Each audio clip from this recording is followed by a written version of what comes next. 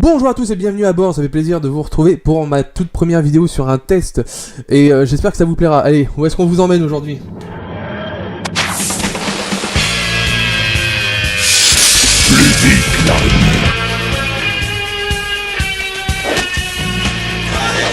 Il y a pas mal de combos, surtout si tu rends compte le fait du lancer de toile.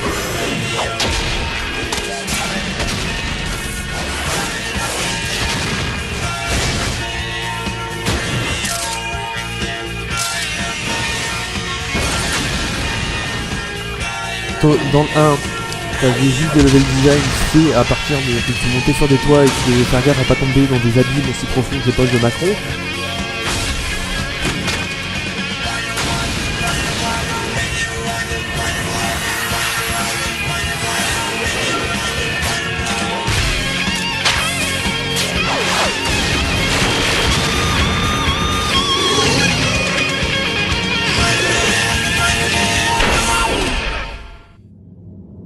Parlons comics et plus précisément de Spider-Man, un super-héros conçu par Stan Lee, apprécié et connu des petits et des grands, coloré et gentil en toutes circonstances, cette araignée humaine est sans conteste une figure phare de Marvel. Il y a une tripotée de jeux sur notre bonhomme en collant rouge et bleu, ils n'ont pas tous été géniaux, faut dire ce qu'il y a, le premier sur un Giga, un Climber tout ce qu'il y a de plus normal, mais forcément un Climber parce qu'il fallait bien que le petit pixel ressemble à la balance. Vous avez compris? Balance parce qu'il se... balance. Puis on a eu tout un tas de beat'em up au classissime plutôt redondant jusqu'à Spider-Man Maximum Carnage où là t'avais le choix d'incarner soit Spider-Man soit Venom. Et là faut dire que c'était plutôt sympa comme délire. Puis on retrouve Spider-Man dans tout un tas de jeux de baston dans Marvel vs Capcom, dans X-Men Mutant Academy 2 aussi et tout plein d'autres, Marvel Super Hero, enfin bref, on va pas tous les citer non plus. Tout ça jusqu'à ce qu'un petit jeu d'action-aventure appelé... bah ouais, Spider-Man fasse son entrée en l'an 2000. Les graphismes sont plutôt propres pour l'époque, un visuel sympa, des animations qui font honneur plus ou moins à la BD, hein, parce qu'on est quand même sur PlayStation 1, faut pas abuser. Et une grosse pomme représentée de manière assez spéciale, hein, parce qu'on évolue plus dans des arènes que dans des niveaux, donc ça nous donne une pseudo-impression de liberté en fait. Un gameplay plutôt sympa, hein, il y a pas mal de combos, surtout si tu prends en compte le fait du lancer de toile, et tant qu'on parle du gameplay, j'aimerais parler d'un niveau en particulier, suite Venom, bande de sacs à merde, vous étiez obligé de le rater à ce point. Le niveau en soi est pas compliqué, hein, c'est juste qu'arrive à un moment, tu rentres dans un immeuble où la cinématique fait que tu poursuis Venom, et c'est assez drôle parce qu'il y a 2-3 petites vannes, tout ça. Mais à la sortie, t'es censé ressortir tout droit, sauf que plusieurs fois, quand j'ai recommencé, il est sorti 2 biais. Quand je dis 2 biais, c'est genre sur l'immeuble qui se trouvait à 3 km de là où tu devais te rendre. Donc du coup, ça laisse le temps à Venom de s'échapper et à toi de rater ton niveau. Tout se passe comme prévu jusqu'à ce que t'arrives à Mysterio, le boss de Lightbox. Genre là, tu vois, tu dois sauter au-dessus de la main de Mysterio pour pouvoir l'esquiver. Sauf que si tu sautes 5 millisecondes trop tôt, t'atterris juste derrière la main et du coup Lightbox fait que tu es eu quand même. Je trouve ça stupide. Puis ensuite vient la seconde phase de Mysterio où là, le mec t'envoie des lasers. Mais quand je dis des lasers, c'est des lasers. Il t'envoie des lasers, il t'affinise, il te combotte, tu restes au sol, tu bouges plus. Bah, une fois le boss passé, tout se termine assez facilement, hein. Les boss de fin sont pas si compliqués que ça en soi, même s'il m'a fallu recommencer plusieurs fois sur le Carnage. Mais sinon, ça se termine assez facilement, et voilà la scène de cinématique de fin. Plutôt sympa, je dois bien avouer qu'elle est plutôt drôle, c'est un petit clin d'œil au comic books où Spider-Man a un humour assez pourri, hein. Et du coup, bah ça fait que c'est plutôt drôle. Moi j'ai trouvé ça drôle. Le mode histoire est sympathique, hein, vraiment, l'histoire, même si elle a déjà été revue vue dans un Spider-Man, dans un comics, c'est vraiment une histoire sympathique qui vaut le détour. Et si jamais on est vraiment un pro gamer, qu'on veut faire du mode kid jusqu'au mode difficile, il y a moyen d'y passer vraiment beaucoup de temps, hein. L'histoire est assez courte, mais en recommençant encore pour atteindre vraiment tous les comics, les bonus et tout et autres, il y a vraiment moyen de faire durer le jeu. Mais vraiment, la meilleure chose de ce jeu, chose que fans de code ou autres jeux FIFA de merde et Pampan Pupi où t'es mort ne connaissent pas, ce sont les cheat codes. Alors, les cheat codes, messieurs, dames, un plaisir.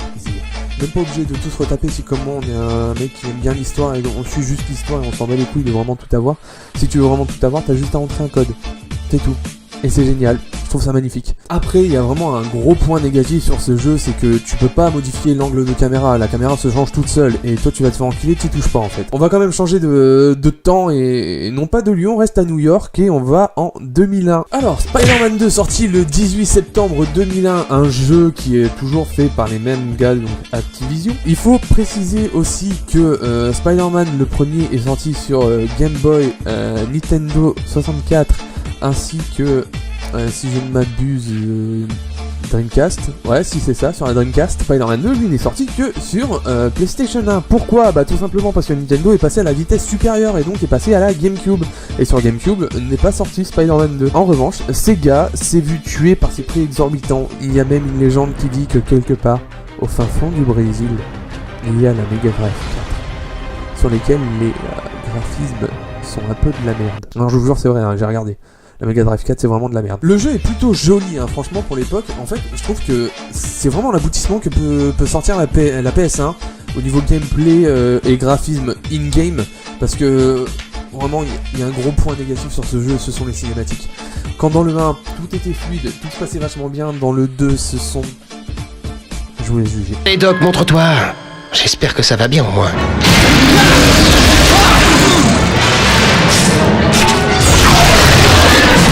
Comme vous pouvez voir, hein, les personnes ne mettent plus le move, donc du coup ils peuvent bouger les doigts, mais si c'est pour avoir un balai dans le cul, je pense qu'ils auraient mieux fait de garder leur moufle en fait. Donc, gros point positif, ils ont gardé le même doubleur pour Spidey, et ça franchement je trouve que c'est génial. Sinon le gameplay reste le même, hein. Comme on peut voir, on a le même bouton pour viser, pour lancer l'étoile, on a le même bouton pour les coups de poing, les coups de pied, sauter, j'ai rien oublié, bah il y a loquer, hein, comme... What? Attends, j'ai dit quoi là? Putain, enfin tu peux loquer. Dans le 1 tu pouvais pas, mais dans le 2 tu peux loquer un ennemi, ce qui t'évite d'avoir à faire comme j'ai galéré, un point mystérieux, je rappelle, dans le 1. Et ben dans le 2 tu peux loquer, donc du coup t'as pas besoin de t'emmerder à... Allez, je lance au hasard, voyons voir ce qui va se passer. Au hasard, bien sûr. Le level design, quant à lui, n'a pas vraiment changé, sauf que t'as deux parties où t'es à même le sol, donc du coup ça va, ça fait vraiment penser au Spider-Man qui descend dans la rue, mais bon, c'est pour avoir des rues aussi désertes. Alors oui, je chatouille un peu le jeu, mais il est vrai que c'est sorti sur PS1, donc quand dans le 1, t'avais juste des level design faits à partir de... Tu montais sur des toits et tu devais faire gaffe à pas tomber dans des abîmes aussi profonds que les poches de Macron. Aujourd'hui, dans le 2, bah, ils te font quand même marcher dans la rue, ce qui est pas mal sympathique parce que ça s'était pas fait avant en fait. Sincèrement, dans tous les jeux de la PS1, si peut-être Batman et Robin, mais bon ça reste un jeu de merde quand celui-là est plutôt pas mal, donc est-ce qu'on peut dire qu'il est pareil? J'ai un doute. Bon bah sinon à part ça, qu'est-ce qu'on peut dire? Si ce n'est que les personnages sont un peu mieux détaillés. Dans le 1 t'avais un personnage rouge et bleu, et maintenant dans le 2 t'as un personnage rouge et bleu avec l'étoile sur le costume.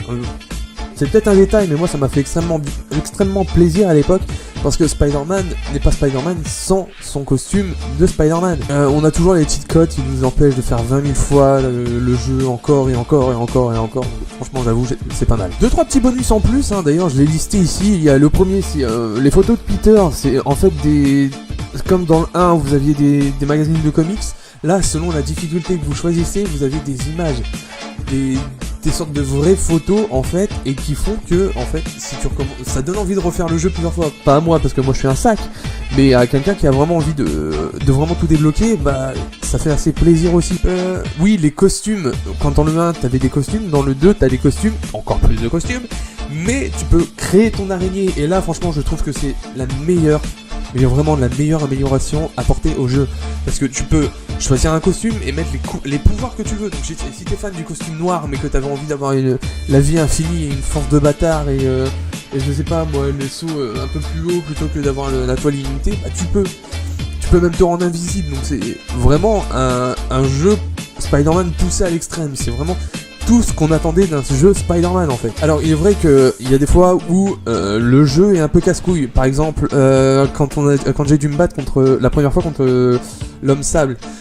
Le niveau est pas difficile en soi, mais très frustrant parce que en fait l'homme sable est plus rapide que toi. D'ailleurs, même ma grand-mère anémiée sur le point de mourir est plus rapide que toi. Spider-Man The Movie, sorti en mai 2002, un jeu adapté du film de Sam Raimi, sorti la même année. D'ailleurs, un film qui m'a fait plus ou moins découvrir les comics. Avant ce film, la seule chose que je connaissais des comics, c'était les jeux. Et encore les mauvais jeux. À cette époque, je jouais à quoi? Non, sans déconner, devinez à quoi je jouais. Spider-Man et The X-Men versus Arcade sur Game Boy.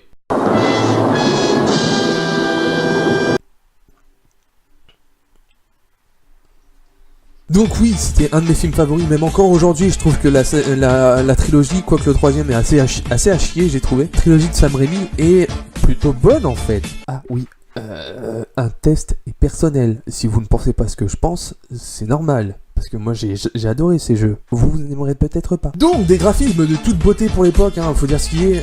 Même si c'était les débuts de la PS2, ils ont quand même réussi à faire un New York vraiment crédible.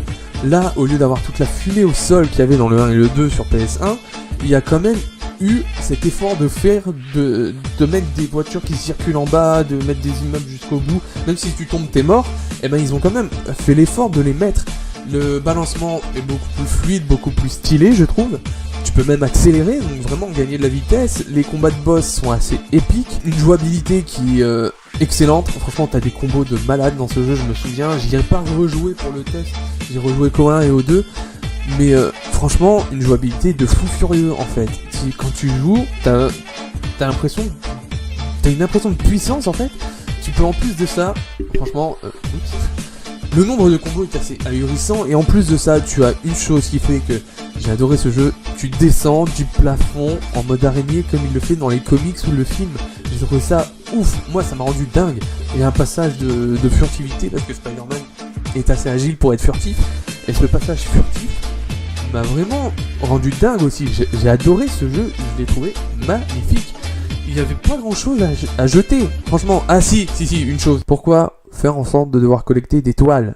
Il vient du film où, dans le film, le mec sort les toiles organiquement. T'es pas censé voir cette mécanique de merde. J'aime pas en plus cette mécanique, ça te force à faire attention à tes toiles. Genre Spider-Man quand il se balade dans New York, il se dit putain attends j'ai pas de toile, oh là-bas, je crois que j'en ai laissé. Non, Spider-Man n'est pas comme ça, Spider-Man les prévoit sur lui, donc au pire, soit t'en mets 10, soit t'en mets pas. Enfin, arrêtez d'être con, arrive un moment. Le mode histoire est vraiment très court. À une époque où je ne jouais pas des masses aux jeux vidéo, ce jeu m'a pris 2 jours à terminer. Je devais jouer, on va dire peut-être 1 heure par jour, 2 heures grand max, et j'ai mis 2 jours à le finir, un week-end. Et j'ai vraiment été déçu, je me rappelle qu'à l'époque j'ai vraiment été déçu.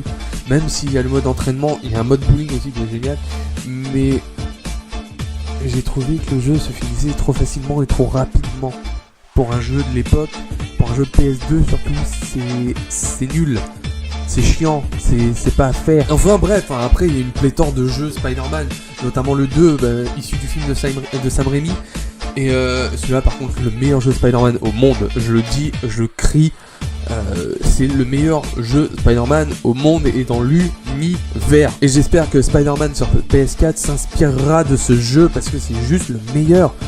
Autant, franchement, The Amazing Spider-Man était cool par le simple fait que même si la jouabilité, tout ça, c'était pas top. Si, franchement, si, il faut dire ce qui est, le fait que quand le sens d'araignée se lance, Spider-Man peut esquiver et attaquer en même temps, enfin, vous voyez, un peu à la manière d'un Batman Arkham. Ce jeu suit une histoire différente du film, parce qu'il suit le film. The Amazing Spider-Man était cool pour ça. Sinon, tu t'accroches dans les nuages, je trouve ça chiant, et The Amazing Spider-Man a repris plus ou moins les mêmes choses, sauf qu'il s'accroche pas sur les nuages, mais sur les immeubles. Le doubleur de The Amazing Spider-Man 1 et 2, c'est un peu du caca en boîte. Pourquoi ? Tout simplement parce qu'il fait des blagues qui n'ont pas à être faites.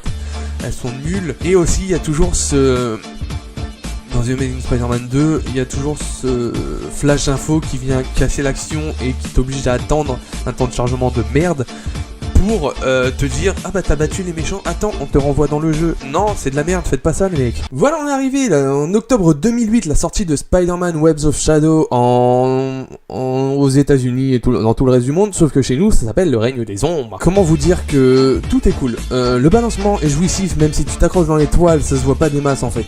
Et le fait de te balancer, le fait qu'il fasse des saltos, enfin bref, tu peux rebondir sur les toits, chose qui est ouf et qui s'est fait que dans 2 jeux, tu peux t'accrocher au réverbère, tourner autour et t'envoler Ce jeu est ouf. Il y a 2-3 petites choses qui m'ont dérangé, j'avoue, comme le fait que les boss ont la prio et tout ça, mais sinon, en soi, ça reste un excellent jeu Spider-Man en fait. Le fait de changer entre Spider-Man et Spider-Man Symbiote, c'est déjà classe, mais le fait de le faire tout au long et que ça change tes combos, c'est génial. Tu fais des combos mais de malade, tu t'arrives parfois, t'as l'impression en fait c'est un perso d'animé, Spider-Man, tu vois, tu fais des coups à la DBZ, et en plus de ça, t'as à moitié ce petit côté RPG, tu vois, où t'avances, tu gagnes des niveaux. Même si ça se fait dans tous les jeux, celui-ci fut c'est un de mes jeux du cœur en fait. J'ai marqué des trucs là, voilà, tu peux choper des mecs, tu vois, tu utilises ta toile pour te rapprocher d'eux et tu peux les envoyer à des kilomètres. Tu peux sauver des civils et quand tu les lâches en hauteur, les mecs, tu leur fais un parachute de toile. Ça s'est vu dans les comics ou autres, mais jamais dans un jeu Spider-Man. Ce jeu pousse vraiment le concept d'être Spider-Man en fait. Autant les autres poussaient le concept du jeu au maximum, à son paroxysme, dans le fait de choisir son costume, de créer le costume que tu veux avec les pouvoirs que tu veux, autant celui-ci pousse le concept d'être Spider-Man, de te balancer, de machin, de trucs, mais en plus de ça, pousse aussi ton côté moral. Est-ce que tu vas pour sauver une personne, lui péter sa gueule, ou alors tu vas essayer de le raisonner comme tu peux. Et de là va naître cette espèce de dualité qu'est Spider-Man en fin de compte. Sauver le monde ou alors se laisser aller avec ses pouvoirs. Un gros problème, je sais pas si c'est mon jeu, ma version du jeu ou alors tous les jeux qui étaient comme ça, mais ce jeu a un souci énorme, c'est pendant les scènes cinématiques in-game, genre tu vas être en plein de combat de boss, il va y avoir la belle musique qui déchire et tout, et arrive un moment, bah plus de musique, tant qu'il y a l'action en cinématique, et ça reprend. Ça coupe l'action, c'est stupide d'avoir fait cette merde. Enfin je veux dire, si ça te fait sur mon jeu, ça a dû faire sur d'autres. Les mecs, révisez votre façon de faire des jeux vidéo au bout d'un moment quand même. Autre chose aussi, il y a des missions où il faut sauver les civils, mais genre il faut les sauver, tu vois, il y a un accident de voiture en fait. Enfin je sais pas, est-ce que tu sais combien il y a d'accidents de voiture par jour? Enfin je veux dire en ville hein. Moi j'habite une ville, je vais te dire, les accidents de voiture c'est pas quotidien quoi.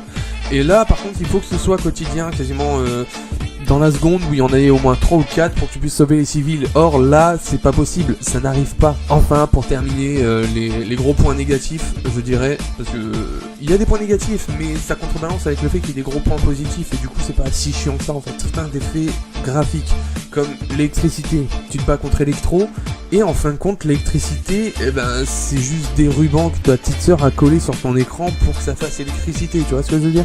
C'est assez moche et ça m'a beaucoup dérangé dans mon immersion de jeu. Mais ça va, sinon dans l'ensemble le jeu est excellent.